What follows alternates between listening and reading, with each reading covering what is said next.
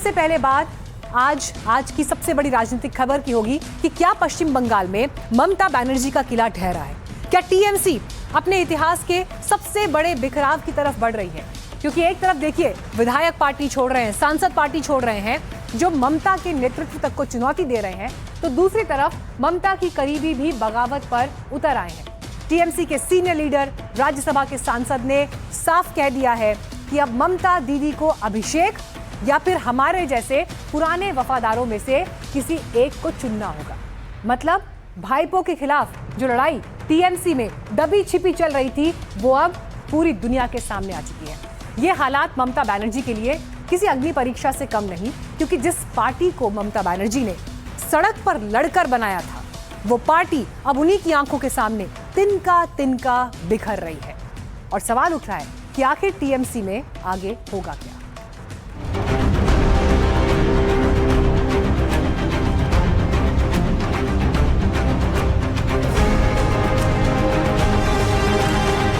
अभी दीदी अभिषेक बनर्जी लेके चलेगा? नहीं, मेरा माफी वर्कर के लेके चलेगा। यही मेरा देखना है।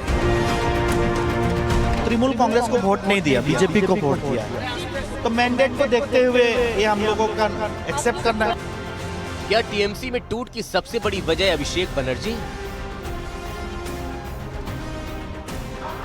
क्या अभिषेक की वजह से ही विधायक और सांसद पार्टी छोड़ने को मजबूर हुए? और क्या अभी और भी नेता अभिषेक की वजह से टीएमसी से अपना नाता तोड़ लें? ये सवाल इसलिए उठ रहे हैं क्योंकि जिन नेताओं को टीएमसी में ममता का करीबी माना जाता था, वो अब अभिषेक बनर्जी को ही पार्टी में बिखराव का जिम्मेदार बता रहे हैं। वैसे अभिषेक बनर्जी पर यह आरोप नए नहीं है। इससे पहले भी तमाम बागी विधायकों और सांसदों ने अभिषेक बनर्जी पर कई आरोप लगाए, लेकिन अब आवाज उन टीएमसी नेताओं ने उठाई है जो कभी अभिषेक को माननीय करते थे। उनका एरोगेंसी, उनका बिहेवियर ये अनटॉलरेबल हो गया। इस टाइम में हम दीदी का पास खड़ा है,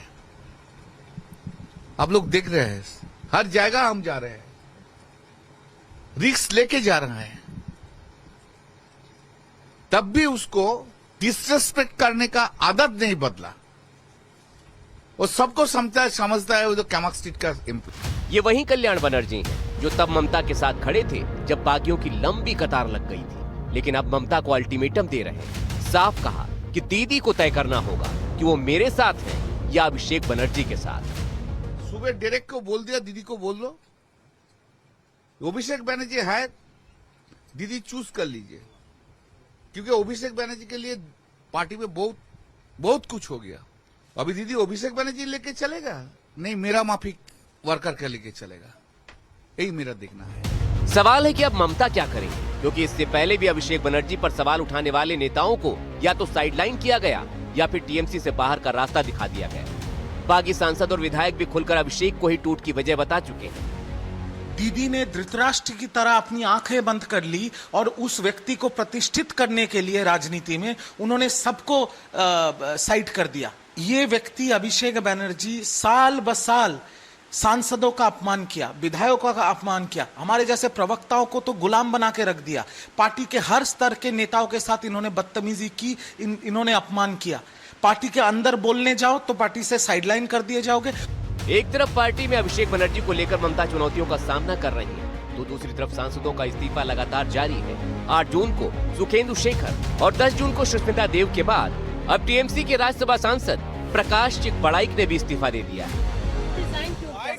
जैसे आदमी तृणमूल कांग्रेस को वोट नहीं दिया, बीजेपी को वोट दिया है, तो मैंडेट को देखते हुए ये हम लोगों का एक्सेप्ट करना है। टीएमसी से इस्तीफा देने के बाद सांसद प्रकाश चिकबड़ाइक निशिकांत दुबे के घर पहुंचे।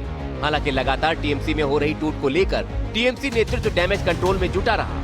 अभिषेक बनर्जी को ही बागी सांसदों से बात करने की जिम्मेदारी दी गई थी। अभिषेक सांसदों से संपर्क करने की कोशिश में भी जुटे थे, लेकिन शायद अब हालात हाथ से बाहर निकल चुके हैं। यही होने का था, जिन लोगों को मालूम नहीं तो आश्चर्य हो रहे हैं। मैं तो पहले ही बोल दिया, जिस दिन हारेगा पार्टी खत्म हो जाएगा और नेताओं को दौड़ा दौड़ा कर लोग मारेंगे। मार रहे हैं नहीं, यही लिखा था। अहंकार से राजनीति नहीं होती। मैं बंगाल कई बार गया हूं, देखा है वहां पर जो अत्याचार हुए हैं। वहां की जनता तिल तिल परेशान थी। और आज जब जनता का गुस्सा फूटा तो देखिए ममता जी की पार्टी बिखर गई। तो अहंकार और भ्रष्टाचार के बिना पर जो राजनीतिक इमारत खड़ी होती है वो गिरती भी है। इन लोगों को कोई आइडियोलॉजिकल कुछ नहीं है जी, पावर के लिए आए थे।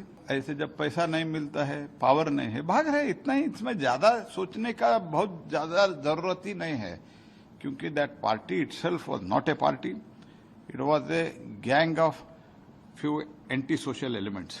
सही है कि इस्तीफा उनके यहाँ हो रहा है राज्यसभा में, उनके राज्यसभा के सांसद भी उनको छोड़कर जा रहे हैं और उनको लगता है टीएमसी में रहना उनके लिए कहीं से भी ठीक नहीं है, तो वो जो समझदार हैं वो इस्तीफा दे रहे हैं।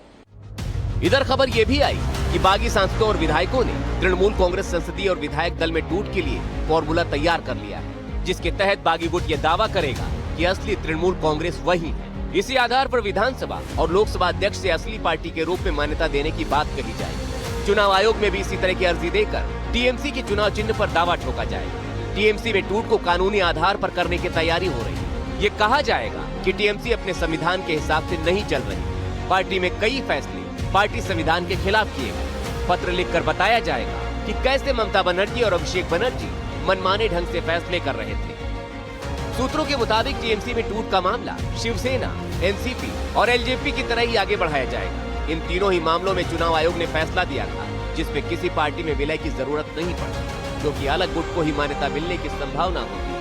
हालांकि टीएमसी पर बागी गुट के अधिकार को लेकर लंबी कानूनी लड़ाई चल सकती है। ममता बनर्जी का सामने एक बड़ा जंग आया, बड़ा लड़ाई आया। अभी देखना है, इंतजार कीजिए। ये तो लड़ाई शुरू हुआ, ये तो जंग शुरू हुआ। अब पार्टी की कमान ममता के हाथों में रहेगी या नहीं, ये तो समय बताएगा। लेकिन इन कयासों के बीच बागी 19 सांसदों में से 2 सांसद अभी भी ममता के साथ खड़े नजर आ रहे हैं। टीएमसी सांसद शत्रुघ्न सिन्हा को लेकर दावा किया जा रहा था कि वो भी बागी सांसदों के साथ हैं और उन्होंने भी स्पीकर को दिए गए पत्र में हस्ताक्षर किए। लेकिन अब उन्होंने खुद साफ कर दिया कि वो अभी भी ममता दीदी के साथ खड़े हुए। मतभेद हो, मन भेद नहीं होना चाहिए। मेरे सारे जो मित्रगण ही हैं हर पार्टी में, मैं मेरा अच्छा ही सोचते होंगे, तभी उन्होंने कहा होगा, इसलिए उनसे मुझे कोई शिकायत नहीं है। लेकिन सिद्धांतों के आधार पे प्रिंसिपल्ड स्टैंड ये है कि ममता जी ने उस घड़ी में हमारा साथ दिया, तो आज मेरा फर्ज बनता है, कर्तव्य बनता है कि मैं उनके साथ इस घड़ी में साथ रहूं। मैं कलकत्ता में हूं और जो लोग ये झूठा खबर फैल रहे हैं, मैं उसको बोल रही हूं, आपका पास अगर 20 सांसद है, 2-3 दिन से एक खबर चल रहा है, तो मैं बोल रही हूं, आप क्यों मीडिया में आपका लेटर में सभी लोगों का साइन करा वो पिक्चर और पेपर क्यों नहीं निकला? इधर दिल्ली में लगातार ममता और अभिषेक के दौरों को लेकर भी कयासबाजी तेज है। कांग्रेस में टीएमसी के विलय की खबरें जोर पकड़ रही हैं। हालांकि टीएमसी सांसद सौगत राय कांग्रेस का साथ जरूरी तो बता रहे हैं, लेकिन इन कयासों पर बोलने को तैयार नहीं है। कांग्रेस के साथ एक साथ काम करना जरूरी है, इतना मैं बोल सकता हूँ। वो मर्ज होगा कि अलायंस होगा, ये बाद में देखा जाएगा। कोई विलय नहीं होगा, सब गलत खबर है। अलायंस में चुनाव लड़ा जाएगा और अलायंस में ही रहा जाएगा। एनडीटीवी के सवाल पर केसी वेणुगोपाल ने इन खबरों को अफवाह बताया। वेणुगोपाल के मुताबिक इन बैठकों में केवल इंडी अलायंस को मजबूत करने को लेकर चर्चाएं हुई, विलय पर कोई बातचीत नहीं हुई। हालांकि पूरा विपक्ष टीएमसी में हो रही टूट को लेकर बीजेपी पर हमलावर है। कांग्रेस महासचिव जयराम रमेश दावा कर रहे हैं कि संसद में 2/3 बहुमत जुटाने में लगे अमित शाह को कामयाबी नहीं मिलेगी। इधर शिवसेना यूबीटी बीजेपी पर आरोप लगा रही है कि जो कुछ महाराष्ट्र में हुआ वही बंगाल में हो रहा है। वही तो किया ना, जो शिवसेना के साथ किया वही टीएमसी के साथ कर रहे। इस्तीफा दे दो और जहां जाना है वहां चुनकर जाओ, कोई दिक्कत नहीं। किसी पार्टी में जाना है इस्तीफा दे दो, हिम्मत है तो पहले इस्तीफा दे दो, चुनो, फिर चुनाव लड़ो और जाओ बीजेपी में। कौन ना कहता, चुनकर तो उनकी पार्टी से आए हो ना। तो जो पैटर्न उन्होंने महाराष्ट्र में किया वही पैटर्न वहां है। नई बात कौन सी, उनका धंधा ही यही है भैया। बीजेपी का ये धंधा है, बस कुछ भी करो सत्ता पे बैठ जाए। पार्टी टूटने के हालातों के बीच विपक्ष तो ममता के साथ खड़ा नजर आ रहा है, लेकिन तिनका तिनका बिखर रही टीएमसी के बाद सवाल खड़े हो रहे हैं कि आखिर टीएमसी में होने क्या वाला है। क्या ममता अभिषेक पर लग रहे आरोपों के बाद कोई नई रणनीति तैयार कर पार्टी को बचा पाएंगी या फिर ऐसे ही इस्तीफों का सिलसिला जारी रहेगा? Bureau report, NDTV. अब इस वक्त सवाल कई हैं, ममता बनर्जी के पास क्या विकल्प है, जो लोग छोड़कर जा रहे हैं उनके मन में इस वक्त क्या है, क्या होने वाला है। और सबसे बड़ा सवाल इस वक्त है कि कल्याण बनर्जी ने जिस तरह से अभिषेक बनर्जी पर हमला किया, उनका ये बयान देने के पीछे वजह क्या थी, कारण क्या थे। तो इस सभी विषयों पर खास बात की शत्रुघ्न सिन्हा से हमारी सहयोगी मनोज्ञा लोहिवाल। मेरे साथ शत्रुघ्न सिन्हा जी जुड़ रहे हैं, तृणमूल कांग्रेस के सांसद हैं आसनसोल से। स्वागत है आपका शत्रुघ्न सिन्हा जी। आज की सबसे मनोज्ञा बोल रही हूँ। सबसे पहले तो आपसे ये पूछना चाहूंगी कि तृणमूल कांग्रेस में सब ठीक है क्या? मेरा ख्याल है सब ठीक है, और आपको ज्यादा पता होगा। आप मीडिया वालों ने तो बहुत ही मीडिया ने उछाला है, बहुत ही सुना है, जांचा है, पड़ताल किया है, पता लगाया है। मुझे लगता है आपको पता होगा। जहां तक मेरी जानकारी है, ममता बनर्जी का नेतृत्व बना हुआ है, और ममता बनर्जी के गुट में यानी उनकी पार्टी में जो हो रहा है, मेरा ख्याल है फिल्टरिंग हो रही है, अच्छा ही हो रहा है, बढ़िया के लिए हो रहा है। आप साथ में हैं दीदी के और रहेंगे भी आगे क्या? मेरा तो स्वभाव है, नेचर है। मैं दुख सुख में साथ देता हूँ। जिन लोगों ने मेरी मुसीबत की घड़ी में, मेरी तकलीफ के घड़ी में, जब मुझे 2019 का चुनाव जो मैं हराया गया था, जैसा लोगों को पता है, उसके बाद कोई सामने नहीं आया था। सबसे पहले ये देश की सबसे कद्दावर, लोकप्रिय और ये tigress of Bengal honourable chief minister Mamata Banerjee सामने आई थी, मेरी हौसला अफजाई करने, और साथ ही साथ मुझे जोर दिया कि मैं जाके चुनाव लड़ूं आसनसोल से, जहां मैं आज तक कभी नहीं गया था, और देश में एक ही उपचुनाव था। वहां जब गया मैं तो पहली बार में ही रिकॉर्ड मतों से जीता था, आप सबों को पता है। तो उसके बाद भी दूसरे चुनाव में भी वहां पे बहुत ही अच्छे मार्जिन से जीत हुई थी। तो जिस घड़ी में, जिस मुसीबत की घड़ी में ममता जी ने हमारा साथ दिया, आज मेरा फर्ज बनता है, मेरा कर्तव्य है कि मैं आज उनकी मुसीबत की घड़ी में या दुख की घड़ी में मैं उनका साथ दूं।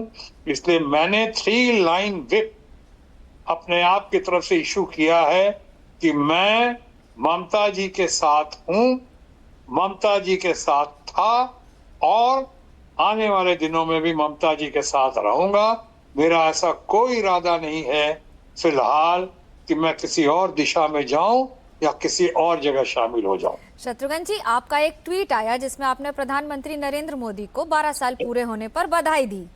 कोई कारण है, कोई मंशा? आप जानते हैं मैं अपनी स्पष्टवादिता के लिए, स्पेड को स्पेड कहने के लिए, अपनी बातों को सहज तरीके से लेकिन बोल्ड और बिंदास तरीके से सामने रखने के लिए मशहूर हूं या बदनाम हूं। मैं जो कहता हूं, जो करता हूं, वो सोच समझ के करता हूं, बगैर किसी स्वार्थ के करता हूं। और जब आज 12 साल पूरे हुए हैं माननीय प्रधानमंत्री के, प्रधानमंत्री जो आपके भी हैं, मेरे भी हैं, पूरे देश के भी हैं, देश के हैं, और ऐसे प्रधानमंत्री का जो शायद सबसे ज्यादा लंबा अवसर, लंबा समय प्रधानमंत्री के तौर पे जिन्होंने नेतृत्व किया है, उनको इस घड़ी में बधाई देना मैं समझता हूं मेरा राष्ट्रीय कर्तव्य है। मैंने अपने कर्तव्य का पालन किया। मैंने प्रधानमंत्री को ट्रू स्पोर्ट्समैन स्पिरिट में मैंने उनको विश किया, ग्रीट किया, गॉड ब्लेस किया और उनको कॉन्ग्रेचुलेट किया। आपका एक बड़ा फेमस डायलॉग था, जली को आग कहते हैं, बुझी को राख कहते हैं, उस बारूद से, उस राख से जो बारूद बने उसे विश्वनाथ कहते हैं। ये कौन सा बारूद है जो तृणमूल कांग्रेस में फट रहा है और इतनी चिंगारियां निकल रही हैं, इतनी आग निकल रही है? उससे ज्यादा महत्वपूर्ण ये है कि इसका अंजाम क्या होने वाला है। क्या मैंने शुरू में कहा कि when going gets tough, the tough get going। मुसीबतों को वही पार कर सकता है जिसके अंदर मुसीबतों को पार करने की क्षमता होती है, शक्ति होती है। हमारी ममता बनर्जी स्ट्रीट फाइटर है, जमीन से जुड़ी हुई नेता या नेत्री हैं, उन्होंने संघर्ष करके इस पार्टी को सींचा है, बनाया है, निर्माण किया है, अपनी टीम के साथ मिलकर इस काडर को मजबूत किया है। उनको ये पार्टी विरासत में नहीं मिली है, बल्कि उन्होंने अपने संघर्ष के बल पे लड़ाई लड़के उन्होंने हासिल की है। और तभी ममता बनर्जी ने 35 सालों तक करीब करीब जिस पार्टी का शासन रहा बंगाल में, उसको उखाड़ फेंकने में कामयाब हुई और इतने सालों तक आज उन्होंने शासन किया। और अभी भी आने वाले दिनों में लोगों की बहुत अपेक्षा है। देश की और बंगाल की इच्छा और अपेक्षा की प्रतीक है हमारी ममता बनर्जी। इसलिए आप देखिए, मैं कह सकता हूं, आपने फिल्म के डायलॉग का जिक्र किया तो मैं फिल्मी भाषा में ही कह सकता हूं, पिक्चर अभी बाकी है दोस्त, अभी देखिए आगे आगे होता है क्या। ये बताइए, कल्याण बनर्जी जैसे बड़े कद्दावर नेता कह रहे हैं कि वो ममता बनर्जी या तो उन्हें चूज करें या फिर अभिषेक बनर्जी को। कह रहे हैं अभिषेक बनर्जी में घमंड बहुत आ गया है। आपका कोई अनुभव कभी ऐसा? पहली बात तो ये कि ममता बनर्जी मेरी नेता हैं, थी, और उन्हीं की बात मैं सुनता हूं और सुनूंगा। मैं उनके अलावा किसी को अपना नेता नहीं माना।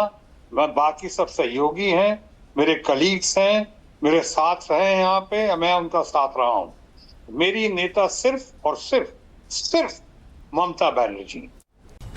चुनावी राजनीति में घटनाओं का, बयानों का, तारीखों का बड़ा महत्व होता है। ये सब मिलकर एक ऐसी क्रोनोलॉजी बनाती हैं जो आगे की तस्वीर साफ करती है। साल 2027 के विधानसभा चुनाव से पहले उत्तर प्रदेश से जो क्रोनोलॉजी सामने आ रही है वो सबको हैरान कर रही है। अखिलेश यादव ने राम मंदिर के चढ़ावे में चोरी का जो आरोप लगाया था, उससे जुड़ा विवाद अब बढ़ रहा है।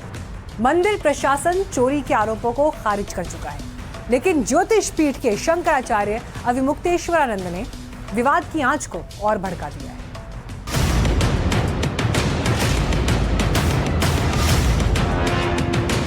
तो लेके भाग जाने के अर्थ में चंपत धातु है, जब वहां पहले ही चंपत राय को बैठा दिए तो आपको समझ जाना चाहिए कि क्या होने वाला है।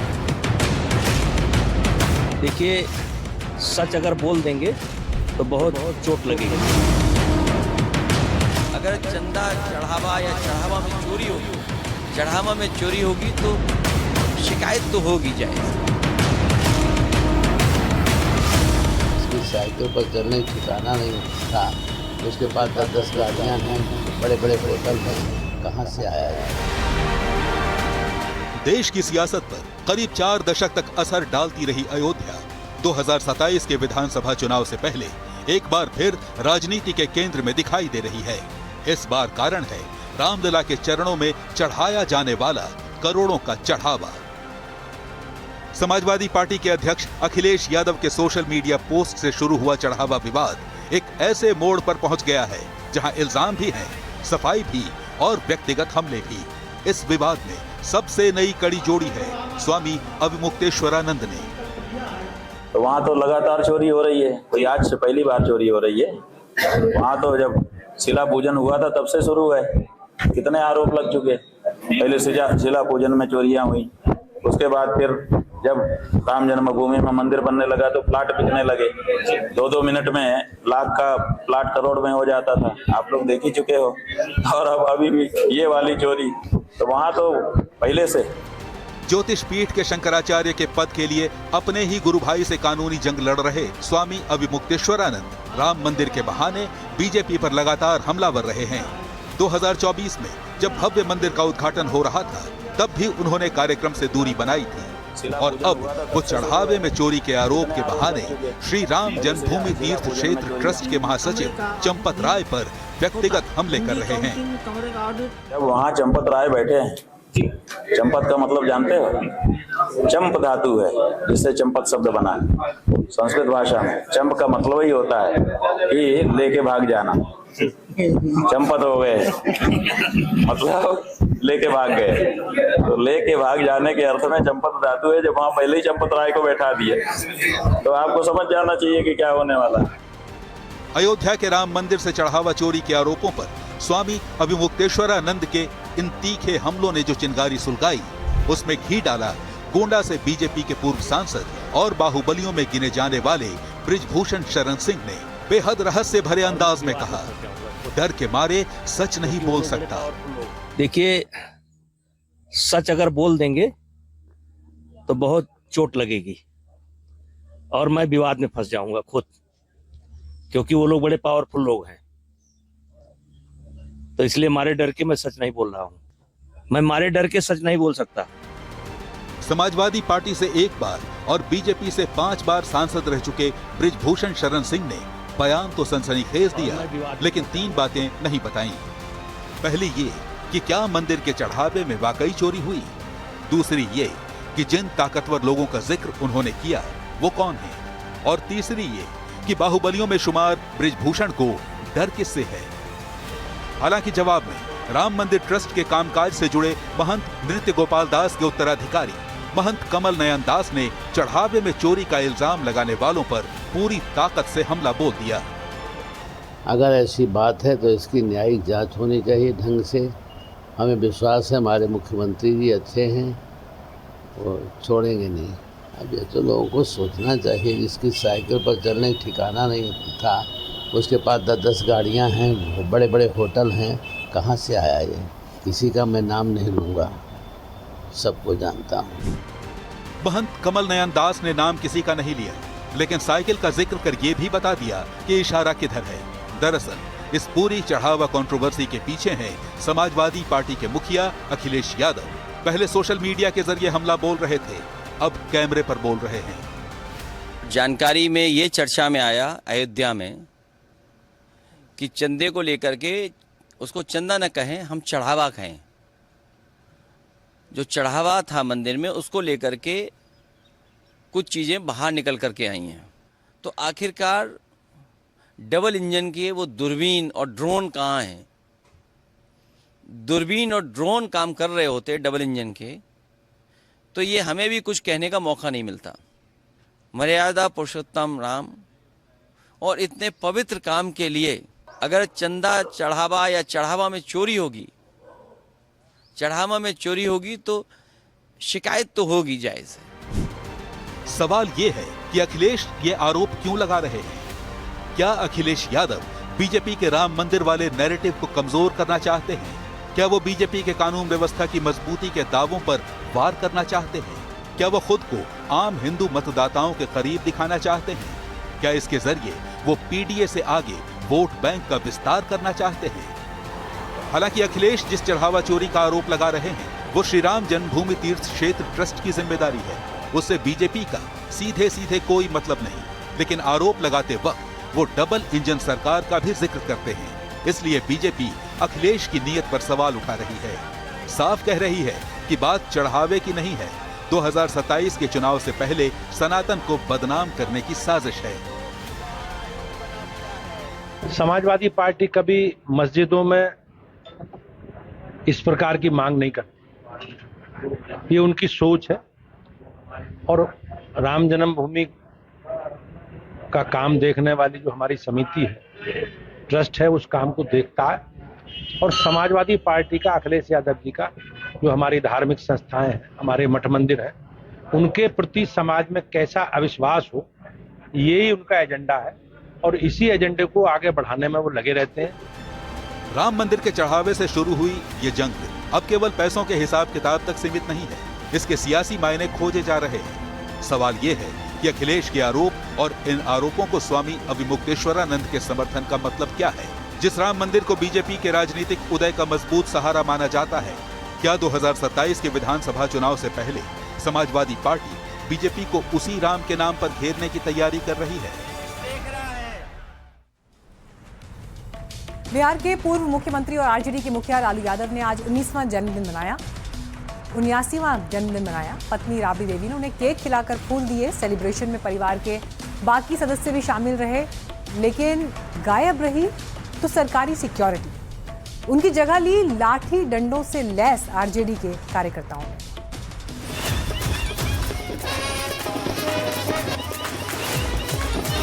आज बहुत खुशी का दिन है कि जन जन के नेता, गरीबों का भगवान, हम लोग का भगवान का जी का जन्मदिन है। हम लोग खुशी से मना रहे हैं।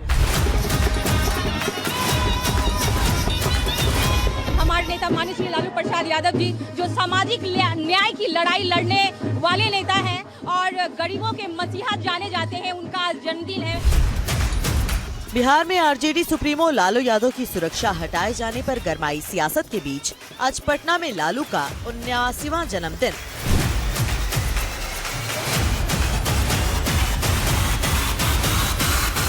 पूरे जोर शोर से मनाया गया। बिना सुरक्षा के बीच राबड़ी देवी के आवास पर विशाल आयोजन किया गया, जहां बड़ी संख्या में लालू के करीबी, पार्टी समर्थक और पार्टी कार्यकर्ता पहुंचे। गरीबों के चहेता रहे हैं, गरीबों की आवाज रहे हैं। आज 79वां जन्मदिन मनाया जा रहा और बिहार ही नहीं, पटना ही नहीं, पूरे देश में उनका जन्मदिन गरीब लोग के द्वारा मनाया जा रहा है। पत्नी राबड़ी देवी से मिले हैप्पी बर्थडे साहिब की शुभकामनाओं के बीच लालू यादव ने अपने पूरे परिवार की मौजूदगी में केक काटा, जिसकी तस्वीरें उन्होंने सोशल मीडिया पर शेयर की।